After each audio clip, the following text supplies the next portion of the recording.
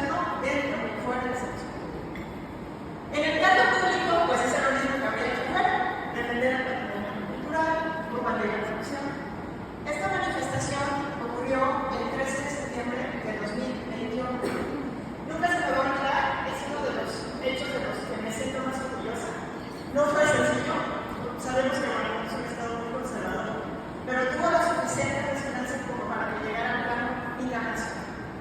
Y eso cambió la balanza a nuestro favor.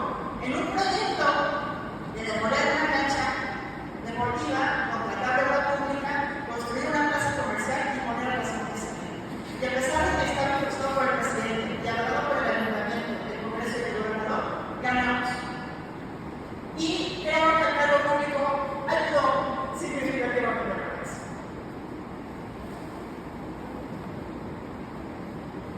Entonces, como les decía, yo ya era defensora y creo que eso contribuyó. Creo que mi experiencia es excepcional porque casi las personas, porque no es común que las personas lleguen a los cargos públicos por méritos y eso pone en especial a las mujeres. Pero en mi caso fue así, por fortuna, y este fue mi compromiso desde el principio. Tuve muy claro lo que tenía que hacer en el cargo, lo seguía haciendo y lo logré. Lo logré acompañando a la ciudadanía, obviamente. Esperamos ese proyecto. Y luego, pues ya se me reconoce así como defensora de las novias, cual me encanta. Hay un reportaje de Pequeña Más que pueden ver en TikTok. Hoy lo vieron de todo porque me sigue pareciendo muy divertido y me sigue emocionando. Ahí estaba yo diciendo lo que alguien tenía que decir, lo que todos pensábamos y nadie más sentía.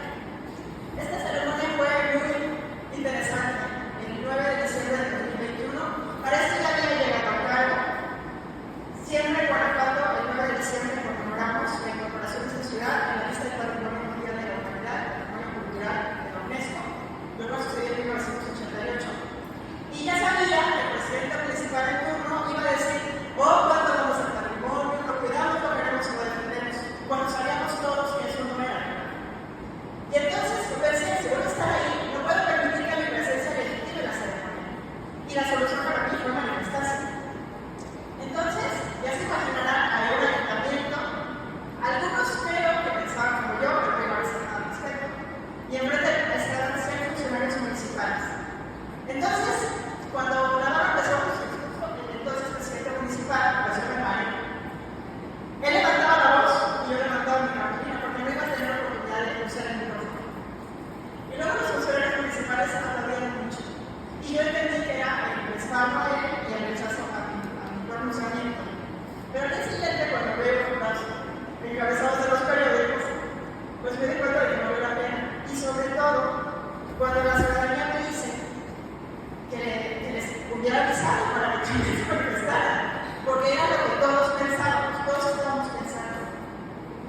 Y eso a mí, la verdad, me da una fuerza increíble.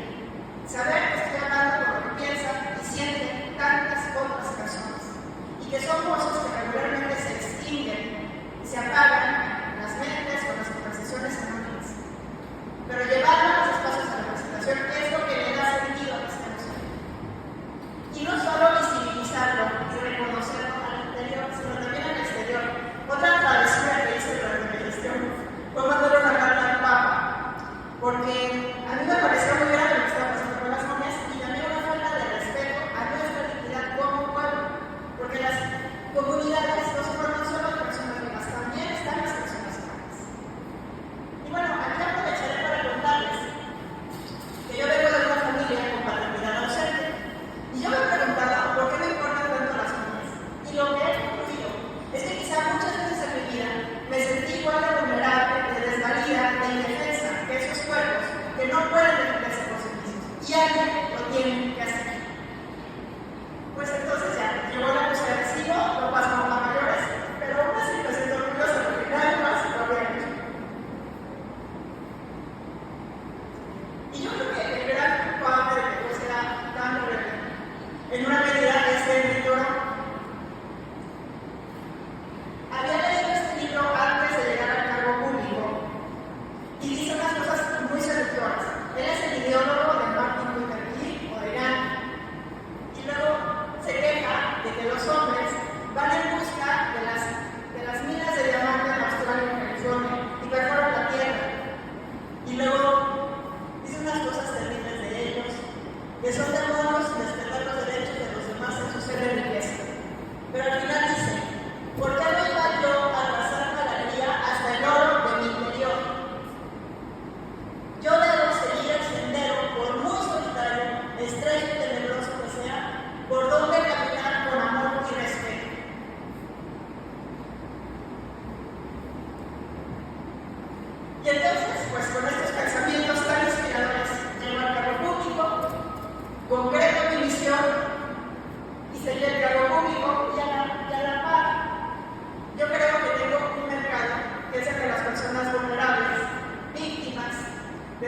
conocidas que por alguna razón se sienten identificadas conmigo. Y entonces, al conocer estas causas, estas circunstancias, estas necesidades, pues creo una serie de iniciativas. Mi mamá dice que soy muy fuerte. Y yo pienso que puedo hacer cualquier cosa, como cualquier persona. Así como decía la maestra. Entonces esas iniciativas, pues de materias muy diversas, a pesar de que estudié ingeniería bioquímica, me involucré mucho en participación ciudadana, pero también en defensa del patrimonio cultural, natural, pero también en derechos humanos, pero también en movilidad, pero también en perspectiva de género, en todo lo que yo veía que era necesario, todo lo que me representaba. Entonces, hice alrededor de 20 iniciativas de materias muy diversas. Yo ya sabía que me iban a relegar las condiciones más irrelevantes para el presidente municipal, pero yo me puse un nivel de exigencia de que me siento muy orgullosa. Iba a todas las comisiones, de todas las sesiones, presenté iniciativas de todas las materias. Y creo que vale la pena haber estado ahí. Esto es un ejemplo. Pienso que en el servicio público hay unos retos que tuve que volver poéticos para darle sentido. En la sesión ordinaria 1, eso nunca se me va a olvidar. Mi hija, solo tengo una hija, que ya es ingeniera, me dijo, lo lograste. Y cuando lo escuché, yo pensé, pero si yo no quería. Pero tiene razón, eso fue coyuntural, pues fue como una consecuencia natural de mi camino. Y pienso que lo sigo logrando cada vez que hago algo que resuena y que resuelve algo de los demás. Pienso que tenemos que decir lo que nadie más dice y que sabemos que es cierto, aunque duele, aunque eso nos enfrente a una